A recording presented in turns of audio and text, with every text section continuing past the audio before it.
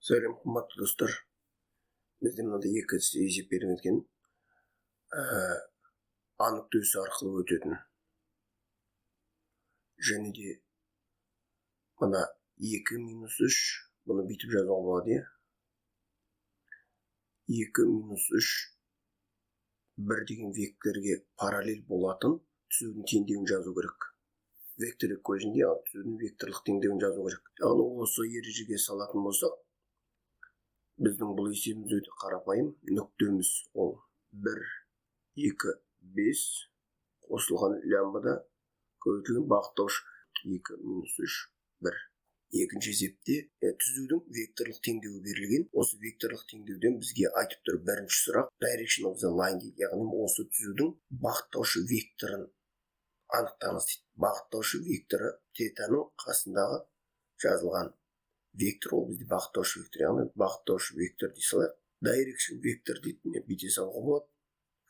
Бағыттаушы деген сөзден шыққан. Минус 1, 2, 3. Мынау бағыттаушысы. Бағыттаушы вектор. Бағыттаушы вектор. Енді бізге айтады, теңдеумен берілген, векторлық теңдеумен берілген түзу y осін қиып өтеді ме деген сұрақ қойып тұр. Енді y осін қиып өтер болса, анық төсінде y осін қиып өтетін болса, ол түзу. Онда ше x 0, y-ге қандай да бір сан z 0 болады. Енді осы қағидаға сүйенер болсақ, онда біздің мына түзудің теңдеуі, міне, мынау x, мынау y, мынау z ғой, плюс мына лямбда дей салайыншы, бәрібір ол. Минус 1, 2, 3, 0, y 0, 0 шығу керек. Теңестірер болсақ 1 минус лямбда болады. Мына санды векторға көбейту ережесі бойынша тең 0. Мына жерде 5 плюс 2 лямбда тең y 0.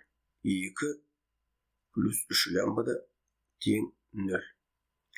Енді біз лямбданы анықтаймыз, бірге тең. Мына жерде лямбданы анықтасақ, онда бұл жерде минус 2 бөлінген 3 шығып тұр. Енді бір ғана нәрсе, бізде лямбда ол тұрақты сан. Тұрақты сан қарап тұрсақ, екі түрлі болып кетті. X үшін 1, Z табылған кезде минус 2, 3-тен 2 болып кетті. Демек, лямбдаларымыз тең болмаса, онда беріліп отырған түзу, берілген түзу,